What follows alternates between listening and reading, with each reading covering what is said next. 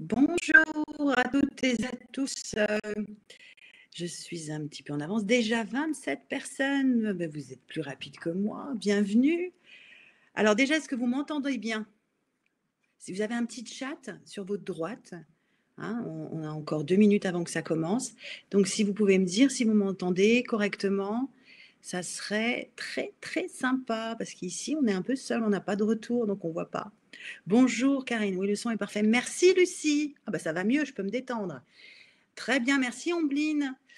Alors, il nous reste encore 2 petites minutes. Vous êtes déjà assez nombreux. Je vous invite à me dire un peu où vous êtes, dans quelle partie du monde. Merci Anne. Très bien, je suis contente. Merci Catherine également. Bienvenue, bienvenue à tous. Merci Valérie. Alors, dites-moi un petit peu, parce que j'ai vu qu'il y avait des inscriptions un peu partout dans le monde. À Strasbourg. Bonjour Christophe. Enchanté. Christine de France, mais qui habite Dubaï, il me semble. Hein, Bonjour Christine. Fabienne d'Afrique du Sud. Amidou, depuis la Turquie, l'Allemagne. Bah, dites donc, c'est sympa ce petit tour du monde là ce matin. Ankara, extraordinaire. Lisbonne. Hein. Christine qui habitait Dubaï, exactement. Ravie de retrouver. Toulon. Lot-et-Garonne, j'adore, j'adore. Bah, écoutez, alors moi j'habite à Dubaï, mais aujourd'hui je suis en France, dans la région parisienne. Donc là, vous voyez que vous avez ce petit chat à droite. Alors, il est privé, c'est-à-dire que vous ne pouvez pas voir forcément les commentaires de vos collègues aujourd'hui. Je ne tiens pas à créer un mystère particulier, c'est simplement, vous voyez, c'est assez simple, c'est simplement parce qu'on a 1 heure ensemble et qu'on va se concentrer un petit peu sur le contenu et que c'est pour éviter de rentrer dans des conversations parallèles. Par contre, tout ce que vous écrivez, moi, je vais le lire et à la fin, je répondrai à vos questions. Bonjour Myriam, bonjour Lorraine du Mexique. Incroyable, incroyable tous ces pays et toutes ces régions. C'est magique, vraiment, vous voyez. C'est un peu le but aujourd'hui de ce webinaire, c'est de pouvoir rencontrer des gens d'un peu partout, sachant aussi qu'il y a des time constraints, hein, mais finalement, là, on a un bon éventail de différents coins du monde. Bonjour Agnès des Yvelines, c'est sympa aussi les Yvelines. Moi, je suis dans l'Essonne aujourd'hui. Donc voilà, vous êtes. Alors, je regarde un petit peu. Je ne sais pas bien d'ailleurs où ça se voit. Si ça se voit là, voilà, ok. Il est 10h01. Il est 10h01, donc on va pouvoir commencer. Je vais vous mettre un petit peu les slides à l'écran dès que ça marche pour que vous puissiez suivre. Non, ça, c'est pas ça, c'est ça. Voilà. Ah. Alors, écoutez, c'est l'avantage on va dire, du live. C'est que là, il n'y a pas les slides, ils sont plus là, ils sont repartis. On va les remettre. On va les remettre. Donc, laissez-moi juste 2 secondes. Je suis confuse. Hein, alors, voilà. Je ne sais pas pourquoi. Je ne sais pas pourquoi, c'est parti, c'est en train de loader. Alors, bienvenue à toutes les dernières personnes qui viennent de nous rejoindre, le temps que les slides se remettent en place. Vous avez donc un petit chat pour poser toutes vos questions, parce que ça, c'est l'avantage du live. Hein. Je vais pouvoir répondre à la fin de ces 60 minutes à toutes vos questions au fur et à mesure. Et puis, vous voyez, vous avez déjà commencé, je vous pose aussi des petites questions pour savoir un petit peu plus, en plus du questionnaire que vous avez rempli, quelles sont les préoccupations de ceux qui sont aujourd'hui en direct avec moi et pour pouvoir adapter aussi par rapport à votre situation. Donc, vous avez cette possibilité d'aller sur le pôle et de pouvoir répondre à quelques questions sur votre questionnement actuel. Voilà. Donc, pour le donne. Alors, attendez. Alors, j'ai juste. Ah ben voilà, j'étais pas au bon endroit. Voilà. Voilà, ça y est, la technique est avec moi, je me détends, je respire et puis je vais pouvoir m'occuper de vous.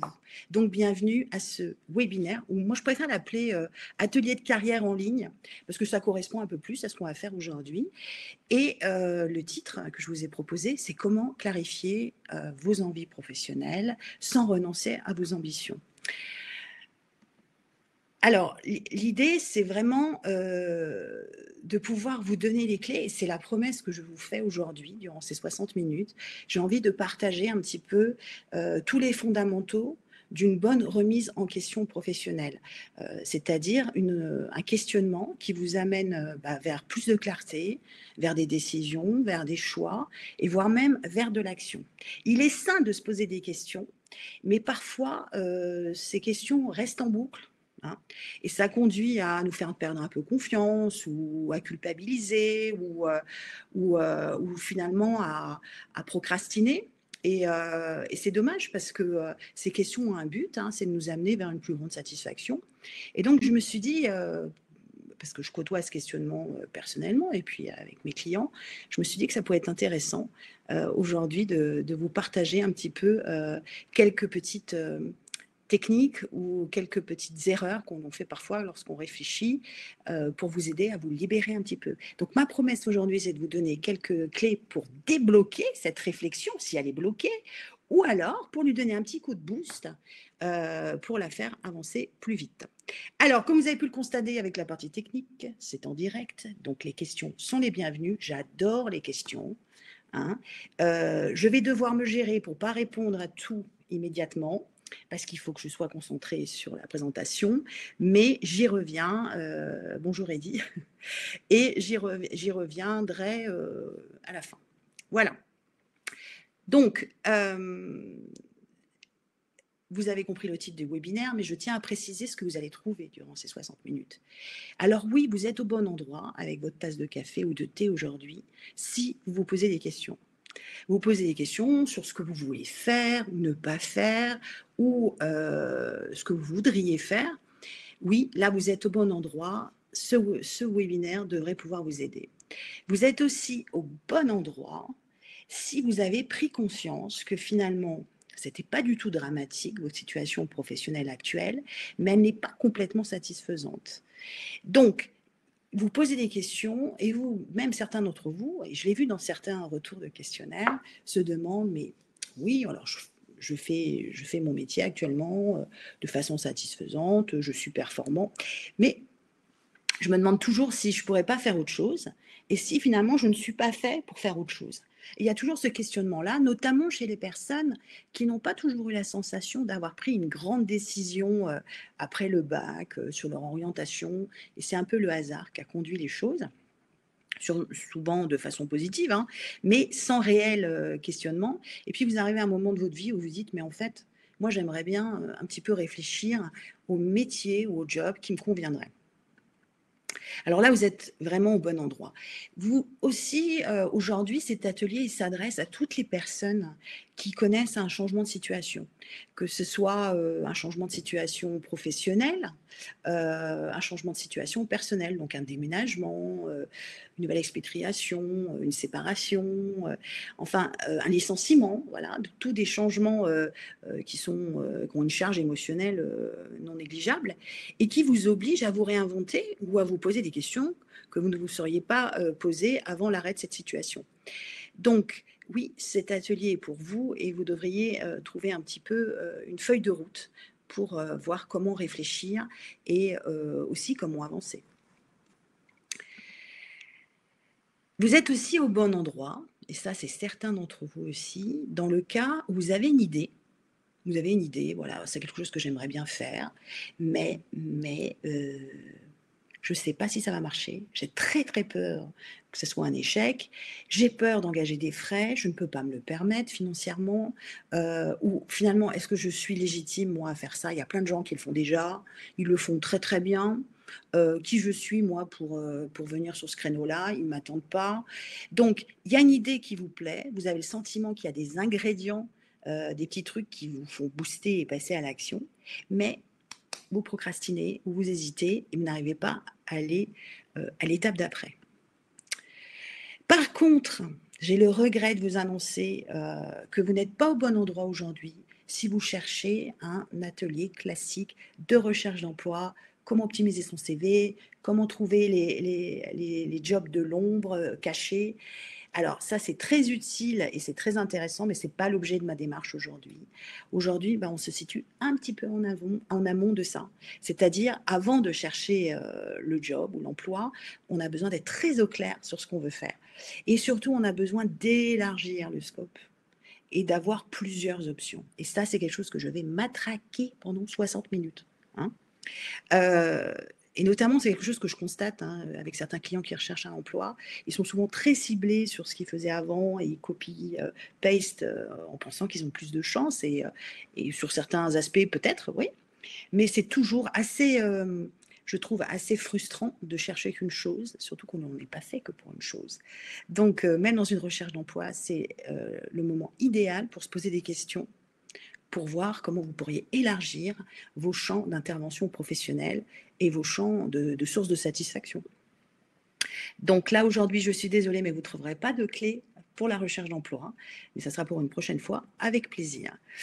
Donc, avant tout, aujourd'hui, moi, je parle, mais fais comme si j'étais pas là. Je me suis mise dans une petite fenêtre au-dessus des slides. C'est parce que je voudrais que vous vous connectiez justement à toutes ces questions que vous avez dans votre tête et dans votre petit cœur et que vous preniez ces 60 minutes comme un rendez-vous avec vous-même. Vous avez votre tasse de café, vous êtes chez vous, ou j'espère dans un endroit où vous vous sentez bien. Et l'idée, c'est vraiment d'utiliser ce support-là pour avancer dans votre réflexion. Donc, moi, je vous ai fait une petite promesse, un petit engagement de mon côté. Je vous invite à vous engager aussi. Vous me fermez les emails, vous m'éteignez le téléphone en mode avion, comme si vous partiez dans une autre partie du monde, et vous vous connectez à vous-même et à ce qui vous préoccupe actuellement. Et ça sera d'autant plus efficace si vous êtes vraiment dans cet esprit-là.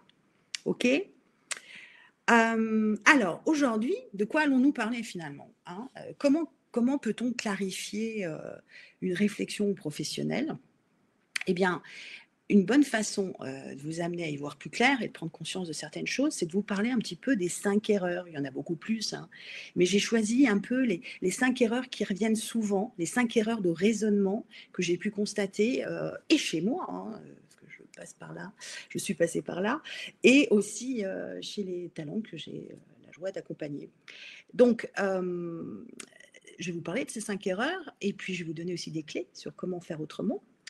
Je partagerai aussi dans cette heure ensemble c'est une vraie feuille de route à suivre lorsque l'on se pose des questions pour changer de carrière. Avant de décider quoi que ce soit, eh bien, il est nécessaire de suivre certaines étapes, 5, que je vous expliquerai plus tard, et c'est celles que j'utilise dans mes accompagnements. Et à l'issue de ces 5 étapes, vous avez tous les éléments pour prendre une décision et décider de pivoter ou non vers une nouvelle situation professionnelle. Et enfin, à la fin, je vous partagerai les secrets, j'appelle ça les secrets. Là aussi, il y en a plus, mais j'en ai choisi 3 qui me semblent très porteurs de messages positifs. Les 3 secrets de personnes qui se disent épanouies au travail et qui ont accepté de pivoter pour une plus grande satisfaction. Voilà ce que ce sur quoi je vais m'entretenir avec vous aujourd'hui. Et pour ça, pour qui je suis, moi, pour venir vous parler de ça, de ce que je pense de tout ça, en fait, je suis déjà quelqu'un qui a vécu beaucoup dans le questionnement professionnel parce que j'ai fait le choix de vivre à l'étranger. Et ça fait 24 ans que je me suis éloignée de mon parcours bien tracé, bien classique que j'avais entamé en France. Donc j'ai vécu sur 4 continents et j'ai passé 12 ans à essayer à tout prix de retrouver dans chaque pays un travail, à être une bonne employée dans le sens faire du bon travail, m'impliquer, pouvoir augmenter mes responsabilités parce que ça, à chaque fois, je voulais refaire mes preuves, je voulais montrer que je pouvais faire plus parce que les niveaux de responsabilité ne sont pas toujours les mêmes quand on passe d'un pays à l'autre. Et puis j'ai passé 12 ans à essayer de m'adapter à chaque marché où je suis passée et ce n'était pas toujours facile parce que je ne savais pas combien de temps j'allais rester dans le pays, que ce n'était pas entre mes mains, souvent. C'est difficile de reconstruire dans un pays quand vous savez que vous n'y êtes pas pour longtemps. en y mettant toute la motivation. Je pense que ça parle à certains. Et puis, je l'ai fait quand même avec plaisir. Moi, j'ai aucun regret. Je me suis éclatée et j'ai fait des choses que je n'aurais peut-être jamais faites. Et puis après, à un moment, j'ai dû me poser plus de questions par rapport à ce fonctionnement que j'avais à chaque fois. Et je suis passée à une autre étape de vie professionnelle en me mettant à mon compte depuis 13 ans. Donc là, vous avez devant vous quelqu'un qui a travaillé pour les autres et qui a travaillé pour soi et qui peut partager avec vous quelques petites expériences ou learning. Alors, juste pour situer un petit peu, si aujourd'hui je suis devant vous pour vous parler de toutes ces problématiques de gestion de carrière et de développement professionnel, c'est parce que c'est vrai que j'ai un background en RH. J'ai travaillé pendant 12 ans en ressources humaines, un peu sur tous les aspects de ressources humaines, de la gestion des expats, à tout ce qui est salaire, rémunération, à tout ce qui est gestion des systèmes RH. Et puis, toute une bonne partie de ma carrière a été sur la gestion des hauts potentiels et la gestion des talents. Comment développer les hauts potentiels et leur permettre de répondre aux besoins de l'entreprise. Donc ça, je l'ai fait à la fois dans des grands groupes internationaux plutôt américains et des headquarters, des sièges sociaux, pardon, et puis à la fois dans des entreprises de consulting où là, j'ai appris problème-solution. Voilà, donc ça, c'était toute une partie de ma vie bien sympa et qui m'a donné, je dirais, des bonnes bases de méthode de travail pour justement passer à autre chose en 2006, parce qu'en 2006, je n'ai pas pu identifier un travail qui me plaisait sur place. Grande frustration, grande peur de ne pas pouvoir continuer à me développer. Et donc là, j'en suis venue à la solution de créer mon propre travail, puisque je ne le trouvais pas, en pensant que ça allait être temporaire, parce que alors moi, j'adore les machines à café au travail, j'adore les collègues. Donc, ça venait pas je n'avais pas une fibre Bernard Tapie, je n'avais pas du tout ce truc qui me portait. Bon, j'étais aussi d'une famille où j'avais vu l'entrepreneuriat, mais ce n'était pas quelque chose qui me travaillait. Pourtant, là, j'ai franchi le pas, mais temporairement, je me disais, pour m'adapter. Et là, j'ai créé Tidabissa, une entreprise de consulting ressources humaines spécialisée dans la gestion des talents. Et j'ai commencé à recueillir un peu tout ce que je pensais pouvoir un peu faire. Donc, il y avait des assessments, je me suis formée au coaching, enfin, je me suis formée à une boîte à outils. Donc, je me suis certifiée en coaching il y a plus de 12 ans. Et puis voilà, et j'ai fait de la formation et le coaching a démarré tout de suite. Dans cette région du monde, il n'y avait pas de gens certifiés. Et donc, je me suis retrouvée très vite à coacher des gens dans des postes de grandes entreprises tunisiennes. Voilà, donc voilà comment est né Tidabissa. Et puis, en 2009, j'avais envie un peu d'un autre environnement de travail et j'ai recréé un autre bureau à Dubaï. Dans un autre environnement, il a fallu reconquérir un marché. Mais là, quelle belle expérience! Mon travail m'a suivi. Même s'il a fallu recréer sur place, j'ai gardé mon travail, j'avais la main dessus. Et là, je me suis dit, mais c'est exactement ce que je veux. J'ai plus envie d'aller rechercher du travail. Je ne savais pas combien de temps j'allais rester à Dubaï. Bon, il se trouve que j'y suis encore, c'est marrant la vie. Mais vous voyez, là, la question s'est reposée d'aller travailler dans le circuit classique et je suis restée à mon compte. Voilà. Donc voilà ce qui m'amène aujourd'hui à avoir des petites idées sur le questionnement professionnel et avoir envie de partager ça avec vous. Alors n'hésitez pas si vous avez des questions. Oui, Cyril, je suis d'accord avec vous. Et il y a de l'eau dans chaque pays où j'ai été. J'ai besoin toujours de ce mix d'eau et de ville. J'ai besoin des deux. Voilà. Bonne remarque. Alors vous, voilà, parce qu'on est surtout là pour vous aujourd'hui. C'est pas ma life, d'ailleurs. J'adore pas la raconter. C'est fait. Mais qu'est-ce que vous attendez en ce moment sur le plan professionnel? Qu'est-ce qui vous pose question? Allez-y sur le chat. Dites-moi un petit peu ce qui vous travaille. Alors, me réinventer, c'est beau ça. Me réinventer, ça veut dire recommencer, sur quoi j'ai envie de travailler, qu'est-ce qui me correspondrait.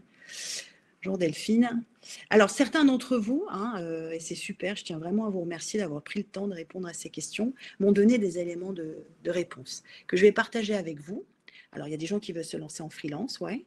Mais j'ai le syndrome de l'imposteur. Oui, c'est assez sain d'avoir le syndrome de l'imposteur. Mais la bonne nouvelle, c'est que ce n'est pas permanent. Donc, on en reparlera de ça. Alors, justement, je vais vous dire un petit peu Le sujet de la finance aussi, vous l'avez évoqué dans le questionnaire. Alors voilà un petit peu ce que j'ai remarqué dans vos réponses.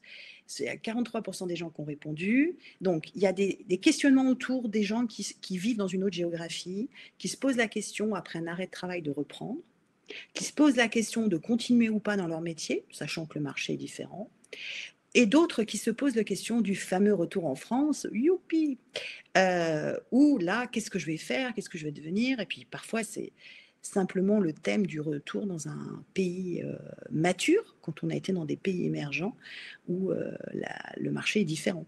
Voilà. Il y a un questionnement aussi que j'ai reconnu autour de, bah voilà, j'aimerais bien changer, j'ai des idées, j'aimerais bien créer un projet, mais, alors toujours cette petite série, est-ce que c'est le bon moment? Je ne suis absolument pas douée pour le réseau, je n'aime pas du tout réseauter, j'aime bien être chez moi. Je ne me sens pas légitime. Est-ce que c'est une bonne idée de faire ça? Et je ne peux pas me permettre, surtout toujours l'aspect financier que vous évoquez aussi dans le chat. Je ne peux pas me permettre de me mettre à risque financièrement aujourd'hui. Et le troisième pôle de questions que j'ai vu un petit peu, c'est autour de la réussite professionnelle. J'aimerais me réaliser. Hein. Et me réaliser, eh bien, j'ai l'impression que c'est pas toujours compatible avec la vie de famille. Ça, c'est un pôle de questionnement. Si je consacre un peu moins d'heures à mon activité professionnelle, forcément, je dois renoncer à certaines ambitions. Donc ça, il y a un petit peu de travail à faire parce que je vous dirais que je n'achète pas du tout ça. Ça, on en reparlera.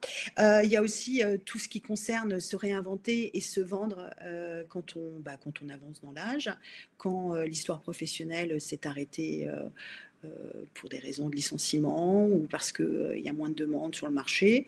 Donc, comment se réinventer? Comment se vendre quand il y a eu un arrêt? Comment se vendre quand on change de compétences ou de domaine d'activité autour de 50 ans, de 45 ans? Et comment concilier une réussite professionnelle quand on change de département, de fonction et qu'on doit reconstruire une crédibilité? Voilà. Donc voilà un peu toutes les questions que vous m'avez transmises. Et puis aussi, dans tout ça, j'ajouterais, ça c'est beaucoup revenu, tous ceux qui me disent, je ne sais pas du tout ce que je veux, je ne sais plus où j'en suis. Il y a même eu un questionnement sur est-ce que finalement j'ai envie de retravailler aujourd'hui. La place de la vie professionnelle dans votre vie.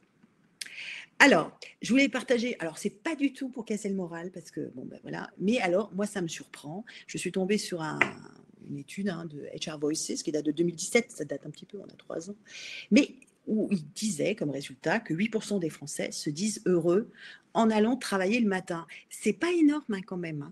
Alors moi, je ne suis pas à vous dire que tous les matins, il faut y aller en chantonnant, mais 8%, c'est pas beaucoup quand même, et puis c'est un peu tous les jours le boulot. Donc, je voulais savoir un peu, vous, comment vous sentiez par rapport à ça. Vous avez un petit pôle pour me répondre. Je ne vous l'ai pas mis, cette question. Je vous posais la question, êtes-vous heureux professionnellement? Je ne vous l'ai pas partagée. Alors, je vous la partage maintenant. Je vous invite à répondre sur le pôle de questions à côté du chat. Qui se dit heureux professionnellement? Donc, c'est assez large comme question. Ce n'est pas juste aujourd'hui, c'est... Eh bien, dites donc, vous partez pas pour contrarier ce résultat. Très intéressant. Ouais. Alors, donc on dirait que la notion de être heureux au travail n'est pas très présente aujourd'hui. Donc on est à 61% de non. Ouais, c'est un peu triste. Donc vous avez bien fait de venir aujourd'hui parce que le travail, ça peut être aussi une grande source de joie, de réalisation. Et surtout, quand c'est pas là, ça impacte énormément la vie personnelle. Donc, très bien, on va regarder tout ça. Merci pour votre réponse, en tout cas. Et alors, quelle solution vous envisagez aujourd'hui pour augmenter votre bonheur au travail, votre satisfaction au travail? Alors, je regarde vos réponses. Ah ouais, un changement de carrière à 45%, très bien. Formation 19, montée d'entreprise 23. champ d'employeur. Prendre une année sabbatique. Ah, on n'est pas des fans de césure. 3%. Eh ben oui. Parce qu'avant, vous savez, pendant des années, quand les gens voulaient se remettre en question professionnellement, ils avaient tendance, en tout cas en France, à choisir l'option année sabbatique. Bon, moi, j'en ai vu certains et au bout de l'année, elle passe très vite. C'était pas beaucoup plus clair, hein.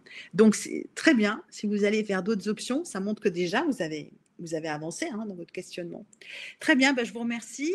Donc, ce changement de carrière, on va en parler, hein, aujourd'hui. Donc, il est normal aussi que vous ayez un peu la pression sur ce questionnement professionnel parce que, alors, dans les médias, mais on n'arrête pas. On n'arrête pas, on vous parle de job idéal, réussir sa vie, réinventer, changer de carrière. Ouh, c'est un peu trop parce que de toute façon, le bonheur au travail, il n'est pas permanent, hein, c'est comme dans la vie de couple, sinon on s'embêterait. Mais il y a une grosse pression et elle correspond aussi à la jeune génération, les millénials.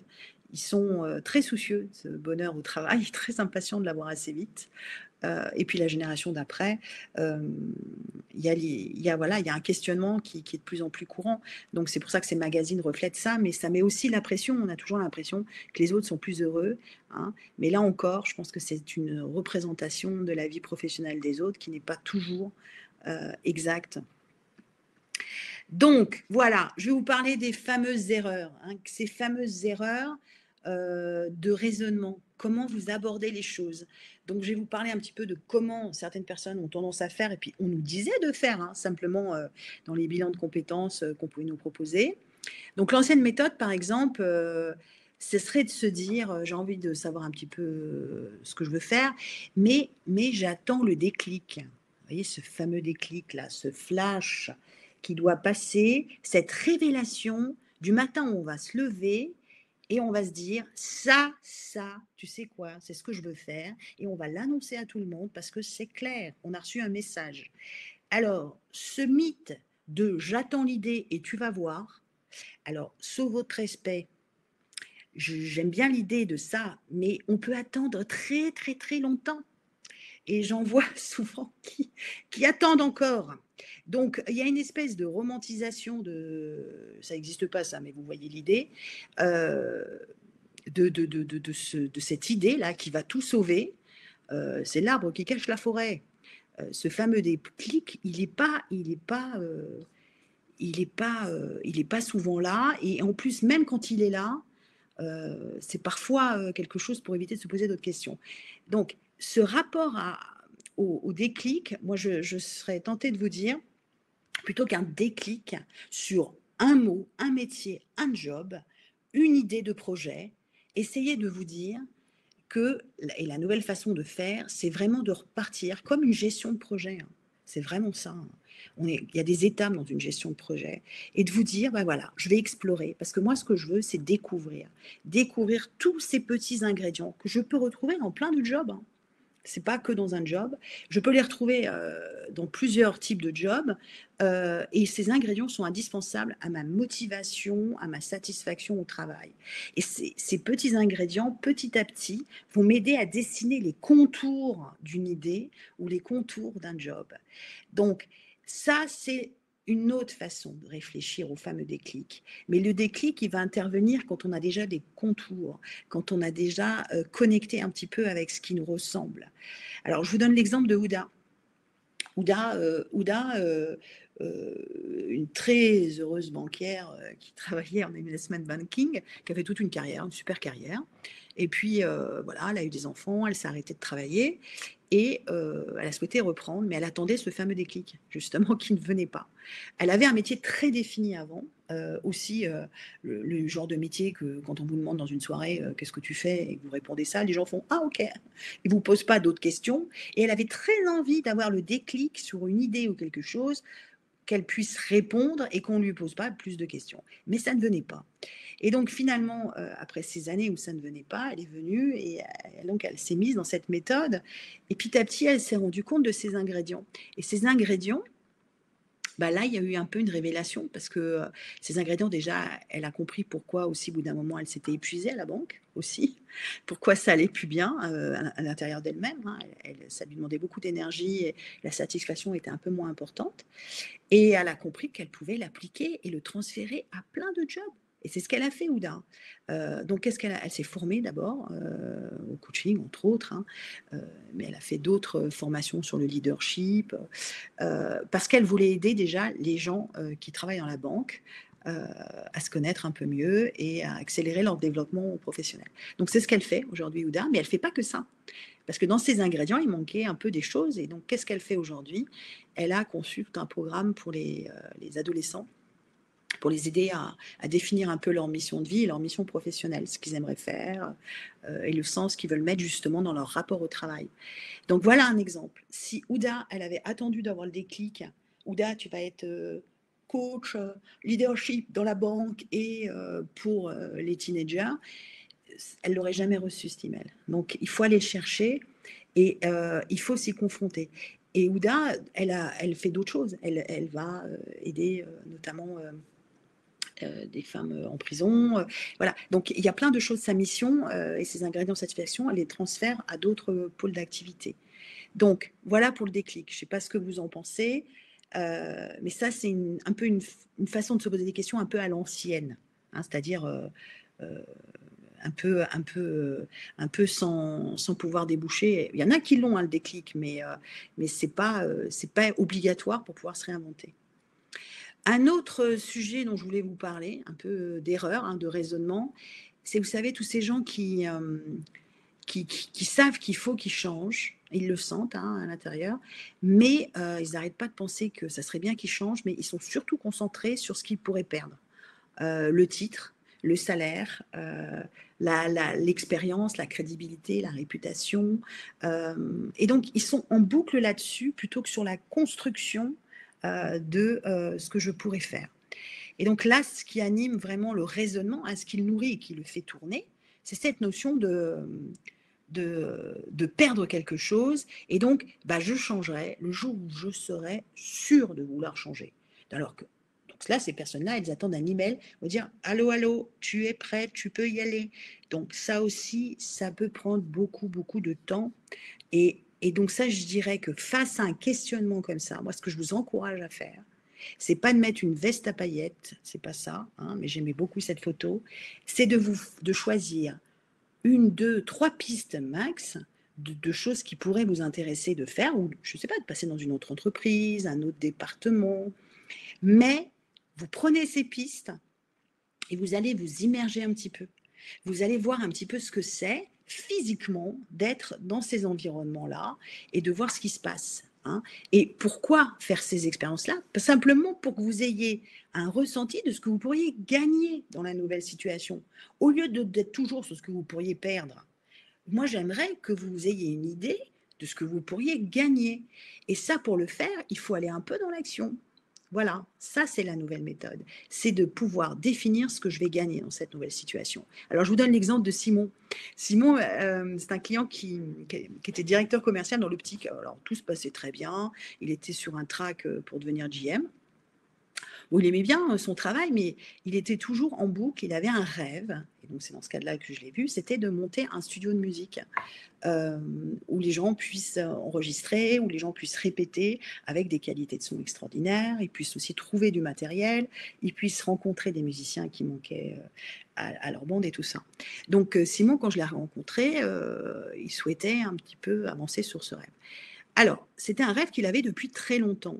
Et ça faisait très longtemps qu'il pensait à ce qu'il allait perdre.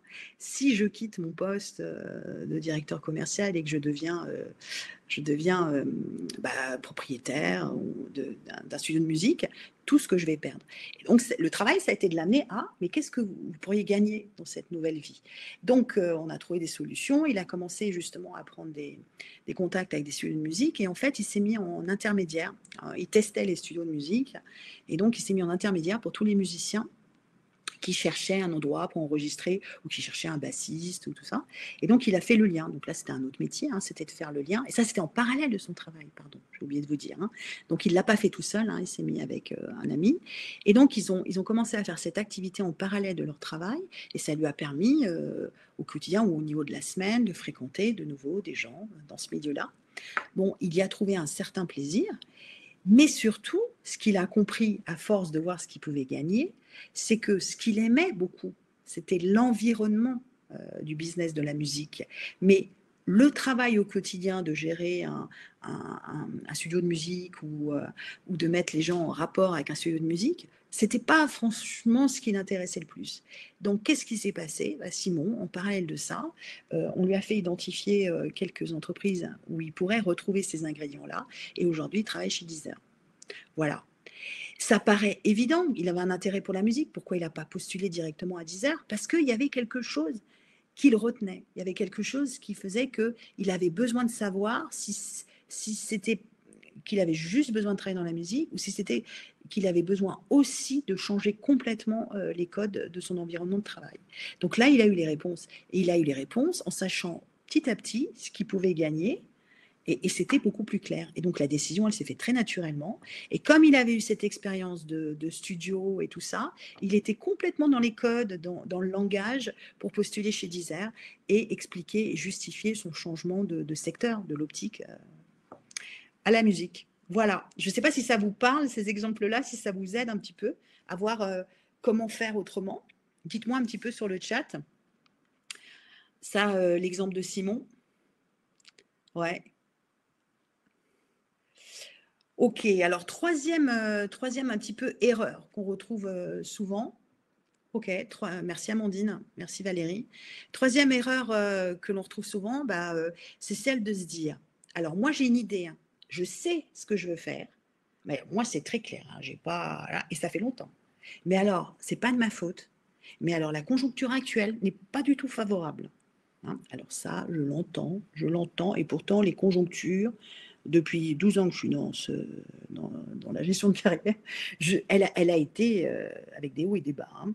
Alors, cette idée que euh, le problème n'est pas ce que je voudrais faire, mais c'est juste pas le bon moment.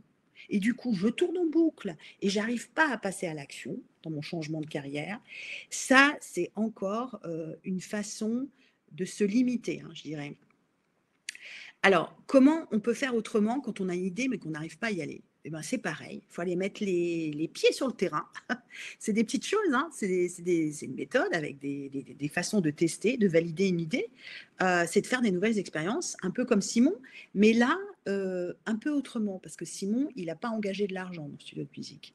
Là, quand on a vraiment une idée précise, mais qu'on pense que la situation économique du pays n'est pas favorable, euh, il faut vraiment aller faire comme un business plan, mais pas seulement, parce que ça, le business plan, c'est un processus classique. Il faut que vous alliez tester de vous mettre en situation avec une prise de risque quand même modérée, mais quand même une prise de risque, hein, pour pouvoir en tirer des conclusions. Alors, je vous donne un exemple. J'ai l'exemple d'Alexandre. Alexandre, il est venu me voir et ça faisait très longtemps qu'il rêvait d'investir et de créer un restaurant, voilà, un restaurant ou un café. Il se trouve que dans sa vie, Alexandre, il est consultant dans un grand cabinet de stratégie où justement son travail, c'est de dire comment ça va, c'est le bon moment ou pas pour le retail, ouais, pour les commerçants et tout ça. Et donc, comme il était en prise avec ça, ça lui donnait très envie, lui, de monter un projet. Mais alors, il l'avait depuis plusieurs années, mais il ne passait pas à l'action.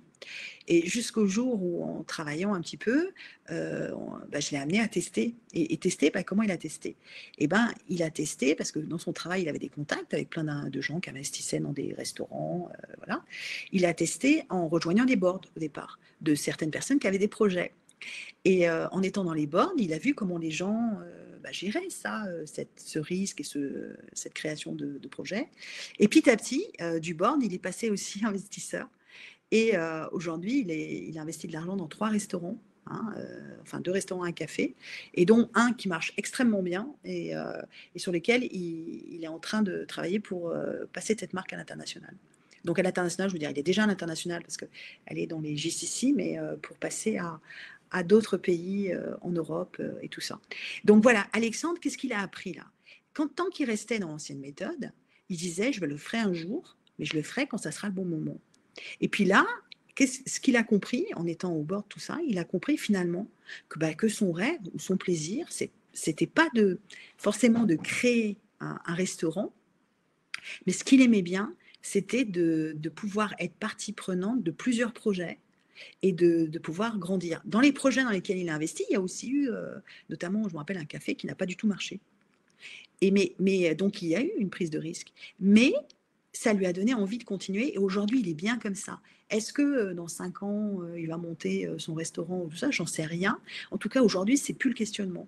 Aujourd'hui, il vit son intérêt et c'est une partie de sa vie professionnelle, en plus de son rôle de partenaire dans un cabinet stratégique. Voilà. Donc, il teste une idée avec rigueur, avec un engagement financier.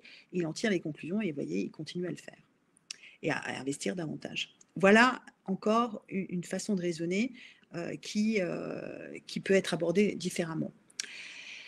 Alors, on revient un peu sur tout ce qui est idéalisation. Je vous avais parlé du déclic tout à l'heure. Il y a aussi tous les gens qui idéalisent le fait d'être né et d'être fait pour un truc. Mais un truc, le jour où ils vont le découvrir, le job idéal, le job de leur vie, le job qui est fait pour eux, qui est fait pour elles. Alors, ça, c'est un petit peu comme un jour, mon prince viendra. Alors, il peut venir, le prince, il peut même y arriver 2, 3 princes qui arrivent en même temps. C'est comme le job. Il y a ce besoin de penser qu'on est fait pour un truc. Alors, ça, je pense aussi que ça limite énormément la réflexion. J'attends de savoir pourquoi je suis fait.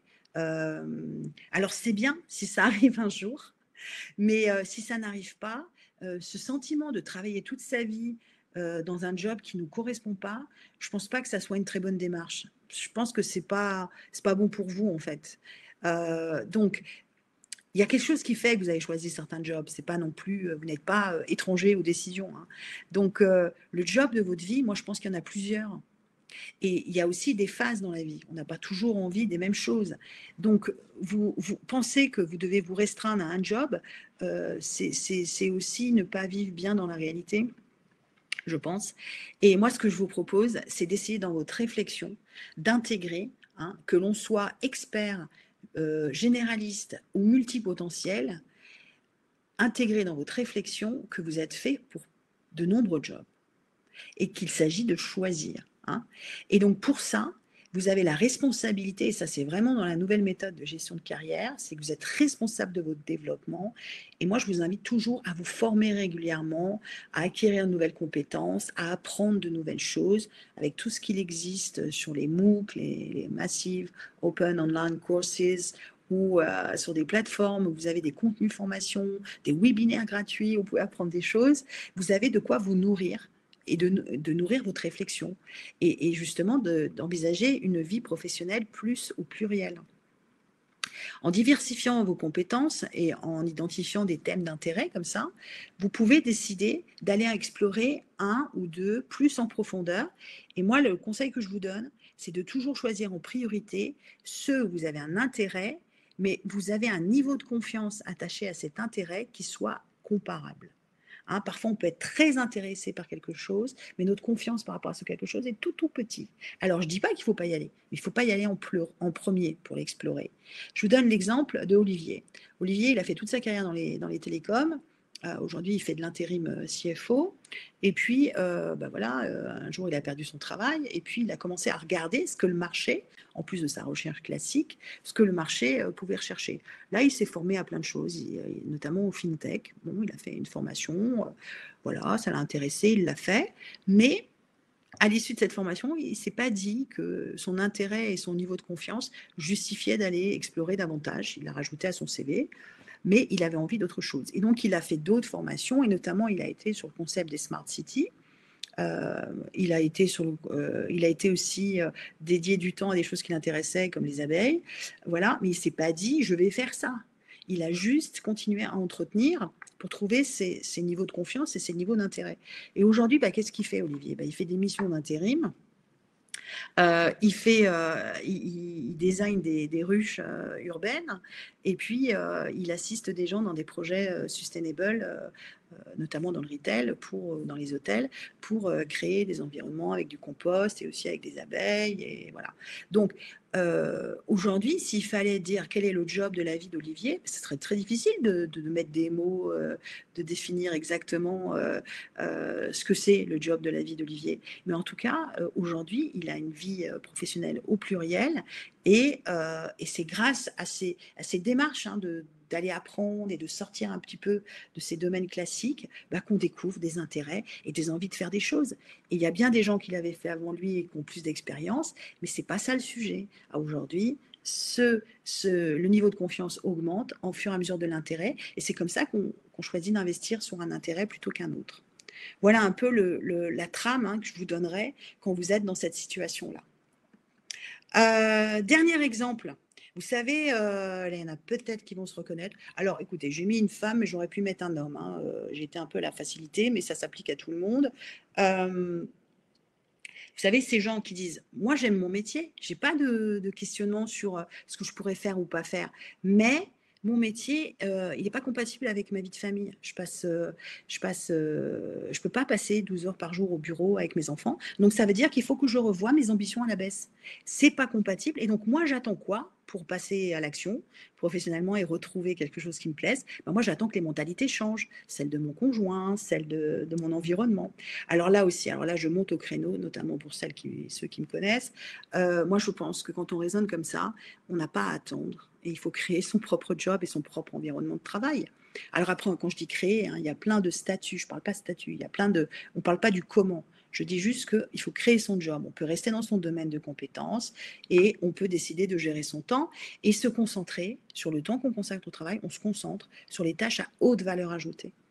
Et vous voyez que déjà, c'est faisable. Enfin, quand on se concentre sur les choses qui nous intéressent vraiment, on peut le faire quand on est son propre patron. Donc, ça aussi, je pense que c'est un raisonnement qui peut être dépassé en se prenant en charge. C'est un peu dur ce que je dis, mais c'est possible. Alors, je vous donne l'exemple de Lucie.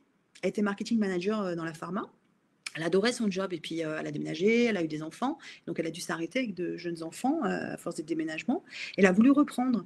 Elle disait, mais moi j'ai super envie de reprendre en entreprise, mais je ne me vois pas bien avec 2 enfants en bas âge dans un pays où je ne vais pas être là forcément longtemps. En tout cas, je ne sais pas combien de temps. Je ne me vois pas reprendre en entreprise classique. Alors, qu'est-ce qui s'est passé? Au début, finalement, il y a eu tout un travail pour qu'elle crée son travail en tant que consultante de stratégie marketing. C'est ce qu'elle a fait. Elle a commencé à aider des PME, voilà. Et au bout d'un moment, elle s'est rendue compte, ses clients, c'est souvent les clients qui vous guident, qu'ils avaient aussi parfois des lacunes d'un point de vue informatique et qu'elle devait leur expliquer des choses. Et de fil en aiguille, elle s'est retrouvée avec des demandes de gens qui lui demandaient, tu peux m'expliquer comment on fait ça, comment on fait ça. Elle a rendu accessible des outils pour les gens, pour les aider à être plus efficaces. Et puis, voilà, elle s'est retrouvée aussi à donner des cours à des gens sur des outils informatiques pour les aider dans leur quotidien et dans leur travail. Et puis aussi, pour vous donner une idée, petit à petit, elle a reçu des demandes, et notamment une demande qui l'avait beaucoup marquée, que j'ai trouvée super. C'était de quelqu'un qui avait un enfant avec une différence et qui devait faire l'école à la maison et qui avait besoin de support technologique. Et donc, Lucie a formé la maman, les parents et l'enfant à utiliser l'iPad, à construire les cours ou trouver des choses et tout ça.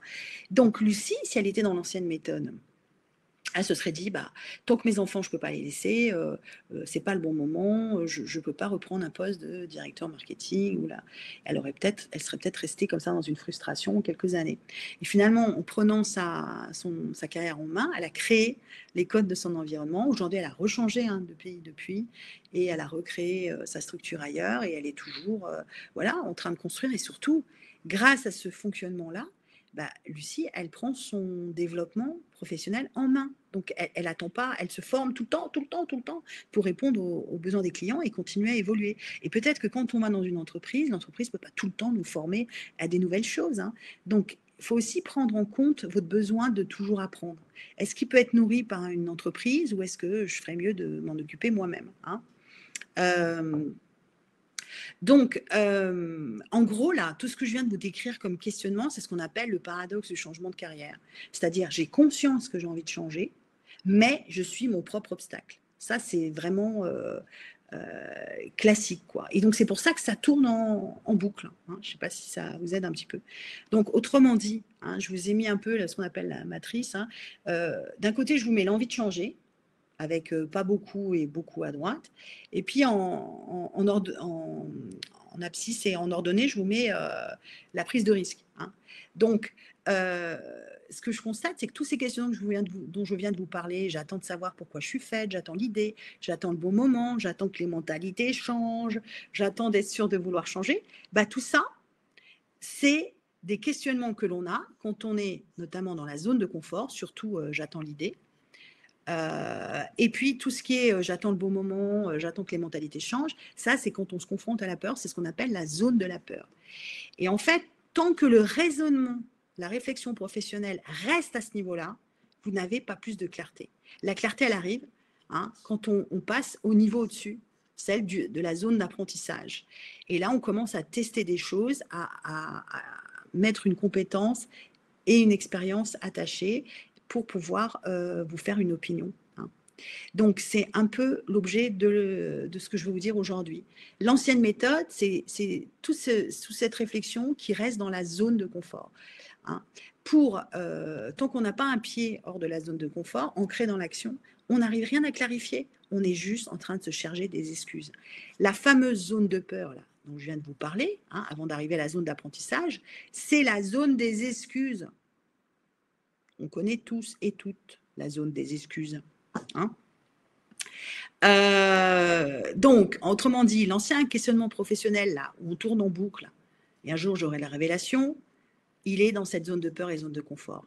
La bonne méthode, c'est d'arrêter de penser qu'en se posant tout le temps la question quoi faire, on va trouver la réponse. Tant qu'on n'est pas dans l'action, vous ne trouverez pas les réponses. Les réponses, elles sont dans la vraie vie, elles ne sont pas dans votre tête.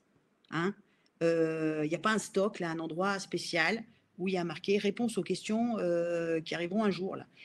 Donc, je sais que c'est pas toujours, ça fait pas plaisir, mais tant que vous ne passez pas à l'action sur certains petits pas, il se passera rien. Voilà. Donc, la nouvelle méthode, elle est vraiment dans cette zone d'apprentissage. Et pour aller hein, dans cette zone d'apprentissage, moi, je vous décris rapidement une feuille de route en 5 étapes, et c'est celle que je pratique avec les gens que j'accompagne. Donc, il y a toute la première partie hein, du travail d'exploration, c'est sur le que faire. Et le que faire, c'est pas qu'une chose, hein. C'est recueillir le maximum de possibilités, parce que quand on fait cette démarche-là, c'est pas juste pour aujourd'hui. C'est bien de se connaître, même pour dans 3 ans, 5 ans, 10 ans.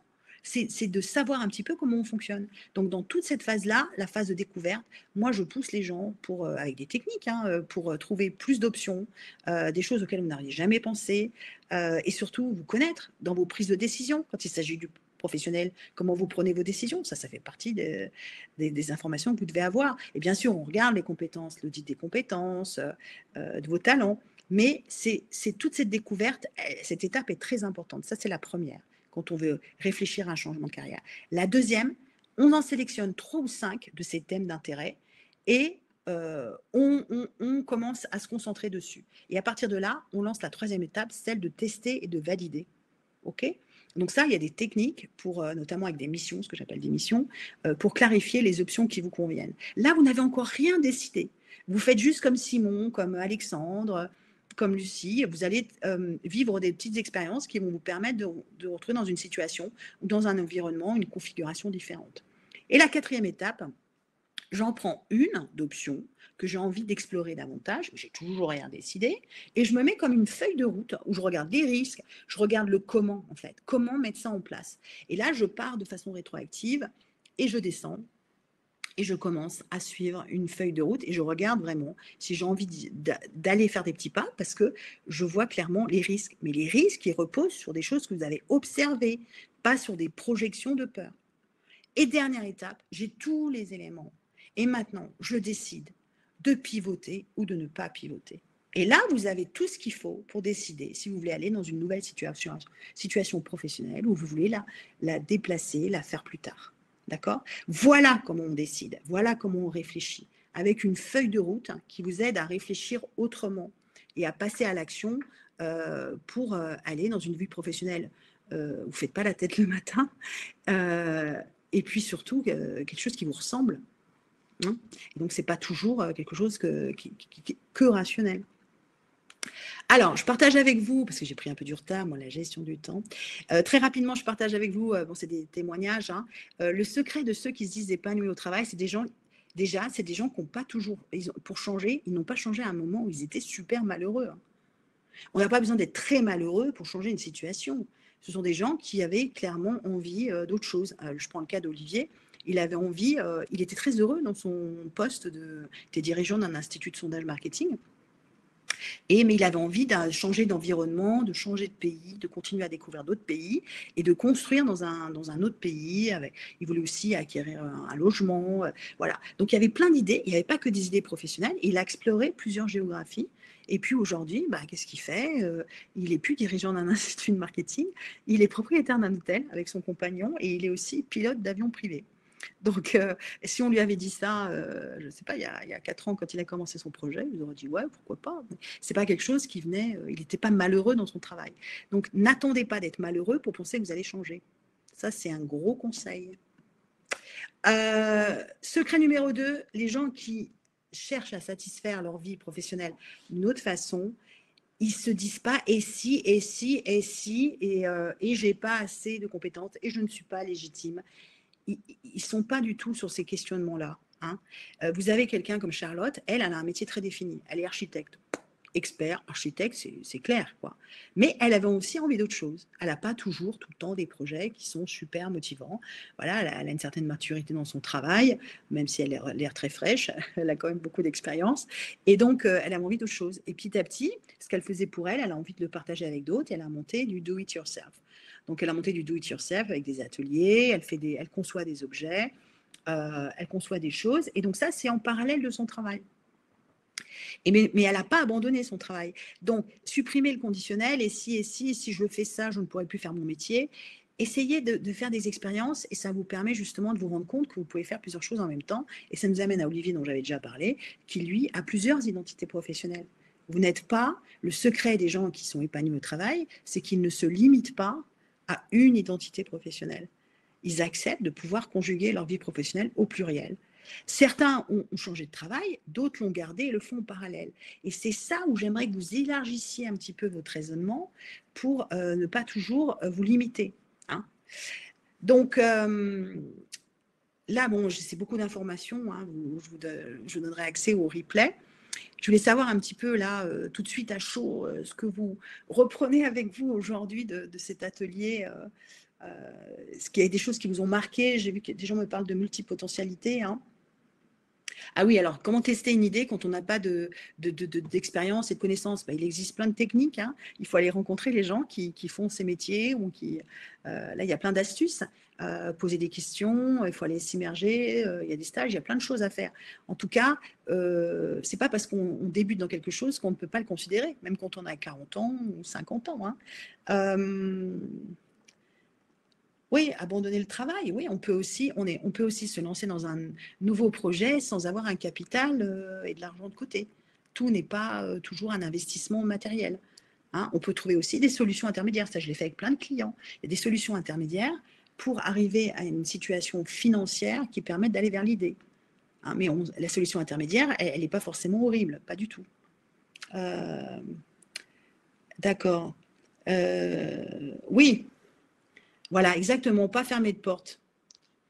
Oui, alors les MOOC en ligne, il y en a plein, ça je pourrais les donner. Vous avez edX, vous avez Coursera, vous avez, vous avez plein de edX, Coursera, Udemy, vous avez plein de thèmes. En fait, vous tapez MOOC et vous tapez des thèmes qui vous intéressent et vous trouvez. Et puis il y a aussi toutes les grandes universités dans le monde. Hein. Voilà. Donc, alors je vais revenir. Je voudrais juste vous demander, parce que là, vous avez des clés pour beaucoup d'entre vous, là, j'espère, vont trouver quelques idées pour avancer un peu dans la réflexion. Et puis, il y en a peut-être d'autres qui ont envie d'aller un peu plus loin et d'approfondir. Donc, voilà, pour cela, moi, je peux vous proposer quelque chose. Mais je ne sais pas si ça vous intéresse d'en savoir plus aujourd'hui là-dessus. Donc, si vous le souhaitez, vous me le dites, je vous le propose très brièvement. Hein, et après, je répondrai à vos questions. Alors, dites-moi un petit peu. Ouais, ne pas écouter des cas. Ok, alors je vous explique, voilà, brièvement ce que je peux vous proposer par rapport à ça, sachant que vous pouvez aussi faire un chemin tout seul. Alors, voilà ce que je vous propose. Je vous propose, ben voilà, moi j'ai 15 places. 15 places pour vous accompagner sur cette méthode et sur cette approche, pour vous aider à clarifier. Hein. Donc, vous, 14 autres personnes, et puis moi à vos côtés. Voilà l'invitation que je vous fais aujourd'hui. Alors, c'est un programme qui s'appelle My Career Choice, que je fais déjà en individuel, que j'ai fait aussi en groupe, mais physiquement. Et là, je le lance en ligne. Je le lance en ligne, donc c'est ce qu'on appelle la formation bêta. Je vois mes cheveux, c'est super. Et donc, ce programme, c'est 4 mois où je suis à vos côtés, hein, pour vous aider à retrouver de la clarté, du momentum et trouver les métiers que vous aimez.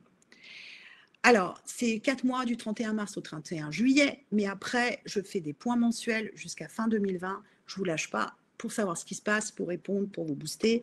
Voilà, donc les 4 mois, c'est à fond, où il y a du travail. Hein. Et après, jusqu'à fin 2020, moi, je vous accompagne pour la mise en place. L'objectif, de ce programme, c'est tout simplement de vous aider à vous réaliser professionnellement en vous concentrant sur ce que vous aimez faire, et pas sur ce que vous savez faire aujourd'hui, que vous pourriez peut-être faire autrement ailleurs. Voilà, c'est beaucoup plus large et c'est en fait un chemin qui va vous permettre de répondre à des questions pour aujourd'hui. Mais l'idée, c'est de vous donner une trousse à outils que vous pouvez vous utiliser plus tard pour le faire dans d'autres moments clés de votre vie professionnelle. Moi, c'est ça. Moi, je vous passe ma trousse à outils. C'est la mise en autonomie pour vous aider à prendre des décisions et à y voir plus clair. Alors, ça consiste en quoi? Donc, vous aurez accès à une plateforme en ligne où vous aurez tout dessus. Donc, tous les 15 jours, je débloque des contenus et il y a des workshops et tout ça. Donc, déjà, vous avez une plateforme. Une plateforme, c'est comme un endroit, un grand classeur. Vous allez trouver tout le programme de la formation, les modules au fur et à mesure, les missions, les exercices à faire, les checklists et aussi des moyens pour communiquer ensemble. Mais vous le faites à votre rythme, de chez vous, quand vous pouvez. Il y a des délais, hein, mais je veux dire, voilà, vous apprenez comme si vous étiez en formation de chez vous. En parallèle, il y a 8 ateliers de carrière. Donc, c'est en groupe, hein, c'est online comme aujourd'hui, sauf que là, vous aurez la parole, vous aurez vos micros. C'est pas qu'aujourd'hui, ça ne m'intéresse pas, mais on n'a pas le temps. Et donc là, on fait ces workshops où je vous explique, on va travailler sur le je suis, je peux, j'aime, je veux, je teste, je décide, je fais et je le dis. Donc, sur tous les aspects, jusqu'à la recherche d'emploi, la visibilité et comment commencer la nouvelle situation. Je serai aidée d'assessment, de questionnaires, d'orientation professionnelle pour vous aider. Alors, il y a les plus connus qui sont le Strong et le MBTI, qui sont là pour vous aider à cerner les intérêts professionnels. Et puis, il y en a plein d'autres pour vous aider à trouver vos facteurs de motivation, tout ça, des questionnaires que je vous enverrai en parallèle. Il y a des séances individuelles, bien sûr, parce que moi, je suis là pour vous aider à débloquer des situations, pour vous donner quelques idées quand vous êtes paralysé, pour qu'on réfléchisse ensemble à comment ça s'est passé. Est-ce que là, vous êtes plus, vous sentez plus dans votre élément ou là ailleurs? Donc, moi, je suis là pour vous aider à avancer, mais surtout à accélérer ce processus. Vous n'êtes pas tout seul derrière votre ordinateur. Il y a le cahier d'exercice classique, sauf que c'est ce qu'on appelle un peu un bilan professionnel. C'est entre le bilan de compétences et le programme d'exploration. C'est vraiment, en plus des workshops, des ateliers, des exercices, je vous donne un support sur lequel vous avancez toutes les semaines avec des questions beaucoup plus profondes et vous passez par l'écrit et ça vous permet de vous nourrir aussi à votre rythme. Parce qu'il y a le rythme des ateliers, mais il y a aussi vous, comment vous avancez de votre côté. Donc, ça respecte le rythme dont vous avez besoin par rapport à vos objectifs. Et enfin, il y a les fameuses missions, parce que tout ça, là, le bilan de compétences ou le bilan professionnel, c'est bien, mais si vous n'avez pas un pied dans l'action et que je ne vous aide pas à faire des choses pour vous faire sortir de vos habitudes, il ne se passe pas grand-chose. Donc, les fameuses missions, c'est quelque chose que je faisais déjà dans mes autres ateliers, mais là, j'ai vraiment travaillé dessus pour pour faire une roadmap de ces missions. C'est des défis, c'est des challenges. Il y en a, ils sont ponctuels. Et c'est super drôle, on les partage sur un groupe Facebook, là. Ou il y en a, c'est tout. Par exemple, la banque à idées, bon, ça sonne tout simple, mais je vous apprends à faire une banque à idées qui va vous suivre pendant tout le processus, hein. Donc ça fait partie des missions. Donc c'est des expériences que je vous fais faire pour voir plus grand et pour sortir de votre zone de confort. Et c'est assez drôle, hein, souvent aussi, hein. Voilà ce que je vous propose dans ma Career Choice. Donc avec ce programme, parce que c'est une autre façon de travailler, hein, le online. Vous aurez une méthode, vous aurez des outils, vous aurez des connaissances, hein, voilà. Vous aurez surtout du soutien. Et puis, vous aurez tout ce dont vous avez besoin pour prendre des décisions, pour faire des choix, aujourd'hui et demain. Ce n'est pas juste là. D'accord. Donc, l'idée, mon objectif, hein, c'est les gens que j'accompagne, je veux qu'ils repartent avec 3 à 5 directions de carrière, de thèmes, de ce qui pourrait les intéresser. Je veux qu'ils aient au moins testé, hein, un thème, une idée. Sans engager de grands risques financiers. Je veux qu'ils retrouvent confiance pour exprimer leurs objectifs professionnels, parce que forcément, il y a des choses nouvelles, donc il faut savoir en parler. Voilà. Et puis, c'est une façon, je veux qu'ils aient aussi des idées sur comment créer un network quand on n'aime pas créer un network et qu'on n'aime pas parler à des inconnus. Voilà, je veux qu'ils aient des outils pour ça. Il y a des templates pour les lettres, pour des mises en relation dans LinkedIn, pour rencontrer les gens, des supports aussi pour les entretiens, pour amener les gens à parler de leur métier. Voilà, donc il y aura tous ces outils et aussi cet accès permanent, hein, au programme et au matériel, même une fois que le programme est fini. Et puis aussi, c'est un programme que j'ai conçu avec des doubles horaires aussi pour les gens qui sont en poste, pour pouvoir voir les ateliers aussi, parfois le samedi. Voilà. En gros, hein, j'ai calculé, c'est une moyenne de 3h30 de travail par semaine. Hein, pour ceux qui souhaitent en savoir plus et qui souhaitent travailler sur ce sujet-là, c'est pour vous donner une idée. Voilà. Alors, comment on procède? Eh ben, alors, je dis déposer votre candidature parce que ça ne sert à rien si ça ne correspond pas vraiment à ce que vous cherchez. Donc, moi, voilà comment je procède. Vous allez, d'ailleurs, il faut que je le fasse, ça. Je vais vous renvoyer après ce webinaire sur une page pour que vous en sachiez un peu plus sur le programme et pour vous poser la question, est-ce que ça me correspond ou pas? Et là, vous avez un questionnaire à remplir. Vous avez un questionnaire. Donc là, je vous mets un bouton où vous pouvez cliquer pour aller voir. Il y a un questionnaire à remplir que moi, je vais lire et vous pouvez prendre rendez-vous avec moi. Donc, vous remplissez ce questionnaire si vous avez envie de postuler, hein, et aussi pour que je puisse vous en dire plus sur le programme, que je vous explique. Et l'idée, c'est de voir si ça va vous aider ou pas. Et peut-être ce n'est pas ça la solution dont vous avez besoin aujourd'hui. Et dans ce cas-là, je vous donnerai d'autres directions, d'autres conseils. Donc, moi, ce que je vous propose, c'est ça. C'est si vous avez envie d'aller plus loin, vous remplissez ce petit questionnaire et vous prenez rendez-vous avec moi et je ferme les inscriptions au 15 mars. Hein. Et ça va me permettre voilà, de voir les gens qui correspondent à ce programme et puis savoir vous répondre à vos questions, aussi vos interrogations. Voilà. Donc, si vous voulez en savoir plus, vous pouvez aller voilà, là-dessus et on pourra discuter de tous les détails de ce programme avec plaisir. Voilà, alors maintenant, si vous avez encore un petit peu de temps, je serai super contente de répondre à vos questions. Alors, j'ai vu qu'il y avait des questions sur la multipotentialité. Voilà, alors, ah oui, tiens, une question de Anne. Alors, il y a un déménagement dans les 3 mois, donc ce n'est pas le timing idéal. Donc, ça ne vous rappelle pas quelque chose, ça? Ça ne serait pas les petites questions qu'ils ont sur la partie peur? Alors, qu'est-ce que c'est le principe du online? Justement, parce que ça, j'ai souvent entendu, là je parle, là je machin. Le principe du online, c'est que votre ordinateur, vous l'avez partout. Il vous faut juste une connexion Wi-Fi. Ok, c'est 3h30 par semaine. Justement, quand on est entre deux situations ou en recherche de job ou tout ça, c'est pas mal aussi de se mettre sur une feuille de route avec des choses à rendre, des choses qui vous font apprendre des aspects sur vous-même, sur vos motivations. Là, vous avez la main. Donc, moi, je ne le vois pas comme une contrainte, Anne, mais pour moi, c'est se mettre, ouais, dans une salle de formation ambulante. Voilà. Donc, je pense que justement, ça élimine tous les problèmes de géographie et de time constraint. Par contre, il faut une disponibilité émotionnelle et mentale. Est-ce que vous avez envie d'avoir quelqu'un qui insiste sur à vous poser des questions, à vous faire trouver des réponses, à vous faire essayer des nouvelles choses? Les fameuses missions là dont je vous parlais et qui doivent un petit peu terroriser certaines personnes, vous inquiétez pas, hein, vous pouvez les faire de partout. Il n'y a aucun, il y a aucune contrainte géographique pour faire ces missions. Donc, écoutez, ça, on peut en reparler. Hein, prenez rendez-vous. On peut en reparler en individuel, mais je ne pense pas que ce soit un souci. Bah voilà, je suis très contente des gens aussi qui sont contents d'avoir un petit rappel. Ça les remet. Dédicace à Catherine. Ok, donc il y a une personne là qui partage effectivement qu'elle teste des options, des idées qu'elle a pour aller dans le concret de façon intuitive, mais qu'elle a quand même du mal à avancer toute seule. Alors vous voyez, c'est la méthode. Il y a des personnes qui arrivent très bien parce qu'ils l'ont fait plusieurs fois et tout ça. Puis il y en a d'autres pour la première fois, bah, ils ont besoin d'un petit coup de pouce, quoi. Hein, moi, j'aurais adoré, je pense que j'aurais adoré, moi, avoir un programme où on m'aide voilà, à trouver dans les pays d'autres façons. J'aurais adoré qu'on me dise stop, Karine, réfléchis à ce que tu veux faire, plutôt que d'à chaque fois retourner dans des boîtes, de refaire ses preuves, d'essayer de montrer que je pouvais y arriver. Voilà, j'ai pas de regrets, mais je pense que c'est quelque chose que j'aurais adoré faire et j'aurais appris plein de choses sur moi. Voilà. Bon, mais ça, c'est personnel. Alors, n'hésitez pas, je remonte dans vos questions. Ah, voilà, il y a des questions aussi par rapport à des marchés très spécifiques, hein, au marché pro.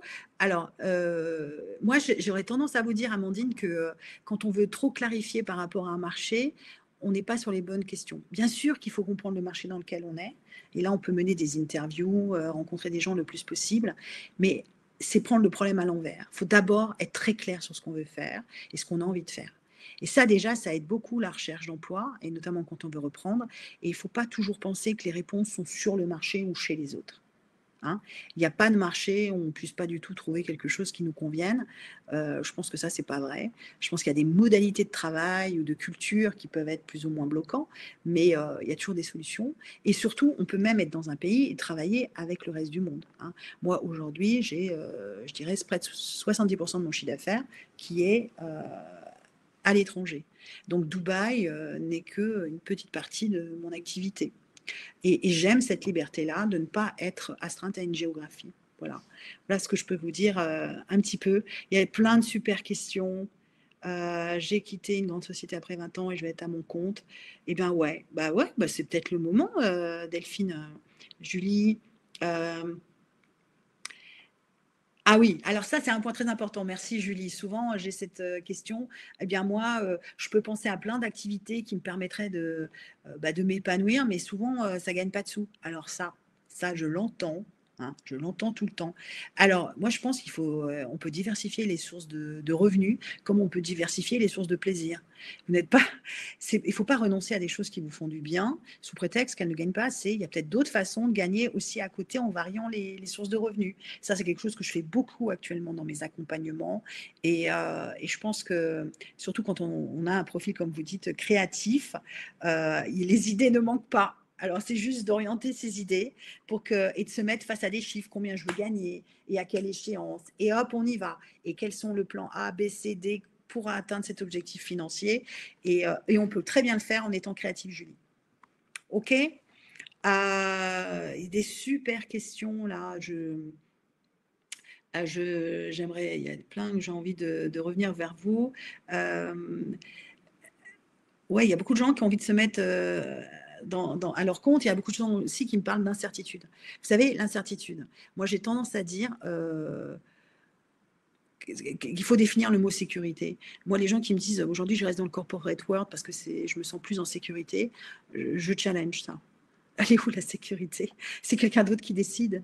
Je veux dire, la sécurité, vous pouvez avoir des conjonctures, tout ça, mais ce qui est super dur, c'est quand vous subissez les choses. Moi, le monde de l'entreprise, je le trouve super. C'est juste que c'est très douloureux quand vous ne décidez pas et que du jour au lendemain, on n'a plus besoin de vous. Donc ça, il faut se prémunir, il faut se protéger. Et il y a un moment aussi où l'incertitude, on peut la gérer en étant un peu gestionnaire de sa carrière, gestionnaire de ses objectifs, et pas toujours tout remettre dans les mains de l'organisation. C'est pour ça qu'on peut avoir une activité à côté, un projet à côté. Franchement, moi, je vous invite à faire ça. C'est quasi de l'inconscience, hein, je vais être un peu dans la provoque, que de tout donner à un employeur en pensant que vous êtes dans sécurité. Non, vous ne l'êtes pas. C'est tout à fait relatif. Donc voilà, bon, je ne veux pas terminer sur un propos un petit peu challenging comme ça, mais je pense que la notion de sécurité et d'incertitude et de conjoncture, euh, oui, c'est un tracas, mais c'est justement la mauvaise porte d'entrée. Hein. Je pense que si ça vous pèse à ce point, justement, c'est peut-être utile de regarder ce que vous pourriez faire pour vous rassurer dans un premier temps, à vous montrer que vous pouvez avoir plusieurs jobs pour justement faire face à l'incertitude. Voilà. Bon, il y a plein de super questions. Donc, je vais regarder ça. Puis, vous savez, je vais vous envoyer le replay, hein, le lien vers le replay. Puis, je vais vous envoyer 2-3 emails avec le lien aussi vers le programme pour ceux qui ont envie d'en savoir plus. Et dans mes emails, je vais reprendre toutes les questions auxquelles je n'ai pas répondu aujourd'hui pour vous apporter des éléments de réponse. Et surtout, n'hésitez pas à m'envoyer un mail ou quelque chose pour d'autres questions. Je tiens vraiment à vous remercier pour votre temps, pour votre confiance. C'était super de partager ça avec vous aujourd'hui.